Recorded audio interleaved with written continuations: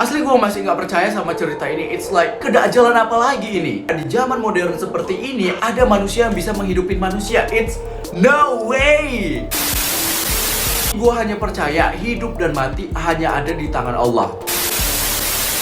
Hai guys, assalamualaikum, sabahal khair ya asdiqai min Indonesia min kalamakan. Welcome back to my YouTube channel. I'm Hamzah Lebradi Nizar.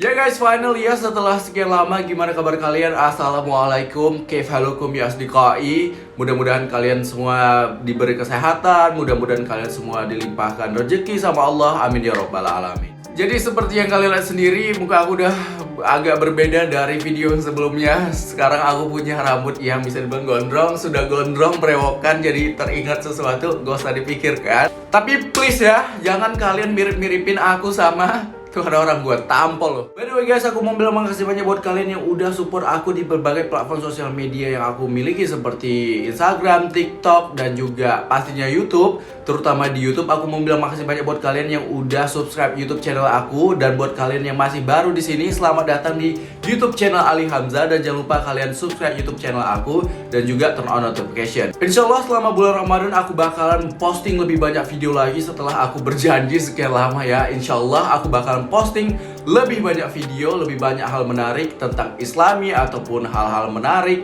Kita bisa bikin video chat dengan orang lewat Omegle or something like that, or kita bisa mungkin sharing, or ya kita bakal do everything here. So kali ini kita bakal bahas yang Dajjal level lagi. Ini adalah sesuatu yang bisa dibilang mirip dengan Dajjal katanya. Kita bakal membahas Sai Baba. Dia adalah seorang manusia dari India, tapi dia dipuja-puja sama orang sana guys. Ya you know lah, disembah-sembah karena dia dianggap mempunyai mukjizat katanya. Dia bisa ada beberapa hal yang bisa dia lakukan yang nggak bisa kita lakukan guys. Seperti dia katanya bisa menghidupkan manusia yang sudah meninggal. Jujur aku nggak tahu ya apakah ini benar atau enggak. Ini kayak sulit dipercaya, atau ini hanya fitnah, atau ini ngadi-ngadi, atau gue nggak tahu ya. Tapi sebelum kita bahas, aku nggak bosan-bosan bilang untuk subscribe YouTube channel ini. Dengan cara kalian subscribe YouTube channel ini, kalian sudah sangat-sangat membantu aku. Dan aku punya misi di bulan Ramadan ini. Insya Allah aku bakalan menargetkan untuk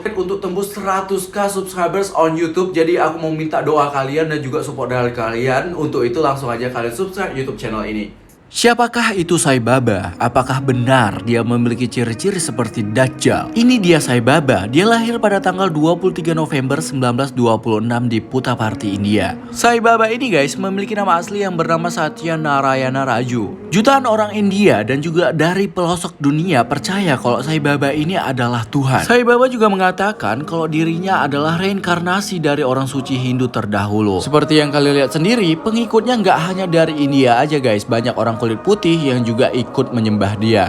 Ada banyak alasan kenapa orang percaya dan juga menyembah dia. Bahkan banyak muslim sendiri yang ikut menyembah dia guys. Jadi salah satu alasan kenapa orang muslim ikut menyembah dia dan juga banyak orang Hindu yang menyembah dia, lantaran dia juga seperti mencampurkan agama Islam dan juga Hindu. Dia juga menghimbau pengikut dia untuk mempelajari Al-Quran. Waduh, gue gak ngerti lagi ya ini konsepnya bagaimana gitu. Tapi faktanya gitu guys, menurut beberapa sumber yang aku dapatkan, dia juga mengakuin kalau dirinya adalah nabi. Hal ini tuh mirip banget sama Dajjal. Di akhir zaman nanti, Dajjal ini dengan penuh fitnah Dajjal yang sana kemari, dia juga bakal mengakui kalau dia adalah seorang Tuhan, dia adalah the next nabi, dan juga dengan segala tipu daya dia juga bekerja sama dengan jin dan setan. Dia bisa menghidupkan manusia kembali. Hal ini juga terdapat di dalam diri Sai Baba. Menurut beberapa artikel yang aku baca, gue sih honestly nggak percaya, tapi dia mengklaim kalau dia bisa menghidupkan orang mati guys, dan dia juga mengklaim kalau dia bisa menyembuhkan penyakit cancer. Ini juga salah satu alasan kenapa ribuan orang bahkan jutaan orang dari seluruh pelosok dunia meminta bantuan dia untuk menyembuhkan penyakit ataupun ya mungkin menghidupkan orang lain. Ya mungkin kalau di Naruto dengan cara Edo Tensei kali ya. Gak hanya memiliki kekuatan atau jurus yang mirip sama Edo Tensei, Sai Baba ini juga memiliki ciri-ciri fisik seperti Dajjal guys. Seperti yang kita ketahui sendiri menurut hadis yang diriwayatkan dari Rasulullah, Dajjal adalah seorang laki-laki bertubuh pendek, gempal, dan juga memiliki rambut keriting. Dan ciri fisiknya juga nggak jauh beda dari Sai Baba. Dia juga memiliki rambut keriting, bertubuh pendek, dan juga sedikit berisi. Kemudian Dajjal memiliki kekuatan di mana dia dapat berpindah dengan sangat cepat. Hal ini juga dimiliki sama Sai Baba. Dia dapat berpindah dari suatu daerah ke tempat daerah lain yang bisa dibilang mustahil untuk bisa dilakukan manusia, apalagi tanpa bantuan mesin. Dan tahu nggak kalian, Sai Baba ini katanya bisa mengeluarkan debu atau seperti tepung dari tangannya. Nggak hanya itu aja guys, dia juga bisa mengeluarkan emas dari tangannya. What? Dan tahu nggak kalian, kita mungkin sekarang udah bisa melihat dari tanda-tanda yang diberikan oleh tentara Dajjal. Hal ini juga dimiliki oleh Sai Baba, di mana dia memiliki followers atau pengikut yang luar biasa banyak guys. Dan ini bisa mencapai puluhan juta bahkan ratusan juta dari seluruh orang di dunia. Pengikutnya ini siap untuk melakukan apapun yang diperintahkannya guys. Tapi nih ya guys, suatu saat dia dituding kalau dia telah melakukan pelecehan seksual. Dia melakukan itu kepada dua orang pria asal Amerika Serikat pada saat mereka ingin menyembah Sai Baba. Malah Sai Baba ini menyentuh bagian vital dari pria itu. Astaghfirullahaladzim. Asli gue gak ngerti lagi gimana ya perasaan dari pengikutnya. Masaan Tuhan lu kayak nakal banget sih. Nah pada akhirnya Tuhan yang mereka puja-puja pun meninggal. Hal ini pun membuktikan kalau Sai Baba bukanlah Tuhan. Dan dia pun meninggalkan ratusan juta pengikutnya. Dan katanya sampai sekarang masih ada yang masih setia untuk menyembahnya guys. Sai Baba pun meninggal pada tanggal 24 April 2011. Dan seperti yang diberitakan di media, dia pun meninggal karena serangan jantung. Dan ternyata walaupun memiliki ciri fisik ataupun kekuatan yang mirip dengan Dajjal, tapi dia masih lebih lemah daripada Dajjal. Jujur gue dengar cerita kehidupan dia di India, gue kayak ini beneran terjadi gitu. Soalnya ini hal-hal yang memang kalau nggak dikarang-karang ya nggak bakal terjadi. Kayak menghidupkan manusia. Kedajalan apa lagi ini?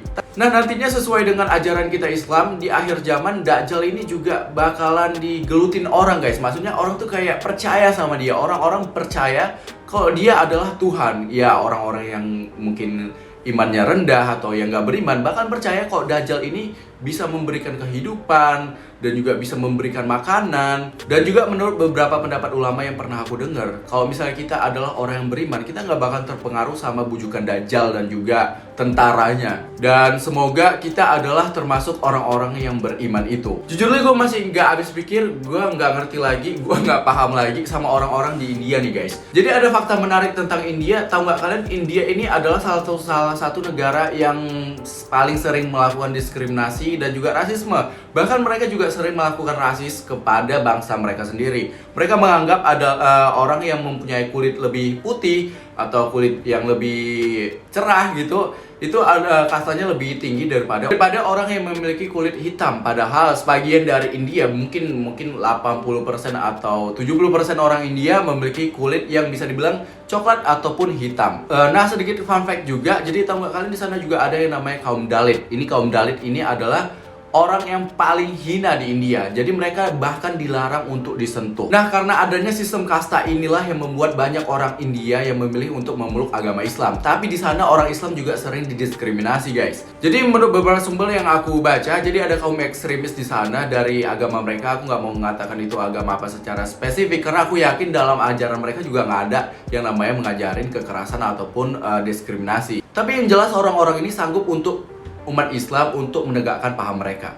Astaghfirullahaladzim. Tapi tahu nggak kalian, perkembangan umat Islam di India ini sangat pesat guys. Ini juga beberapa statistik ataupun beberapa orang yang meneliti perkembangan umat Islam di dunia. Ada seorang peneliti mengatakan kalau India ini bakal menjadi negara dengan populasi muslim terbanyak di dunia, mengalahkan Indonesia. Dan yang lebih lawaknya lagi dari India ini adalah, tahu nggak kalian, kalau misalnya di sana orang yang mengkonsumsi daging sapi ataupun orang yang menjual daging sapi dapat dihukum guys. Itu hukumnya bisa mencapai 3 tahun penjara. Dan tahu nggak kalian, baru-baru ini ada satu kasus di India di mana ini yang bisa dibilang Dajjal label banget, menyakitin hati juga kan. Jadi ada seorang pria muslim di India dituduh makan daging sapi dan dia akhirnya dibakar hidup-hidup. Astagfirullah, gue kayak sedih gitu ya, kalian bayangkan aja.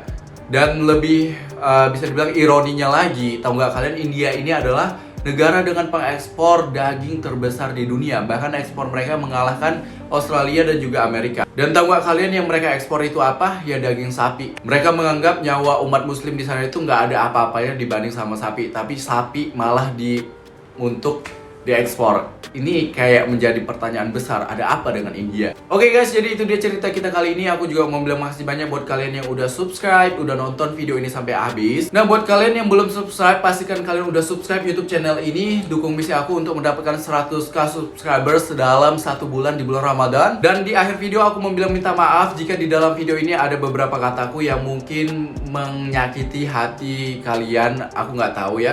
Tolong dimaafkan, dan buat sahabat seimanku, semangat beribadah di bulan Ramadan dan banyakin berdoa di bulan ini, dan insya Allah doa-doa kita dijawab sama Allah Subhanahu wa Ta'ala. Amin ya Rabbal 'Alamin. Itu aja guys, sampai jumpa di next video. Ciao, adios, masalamah, bye bye.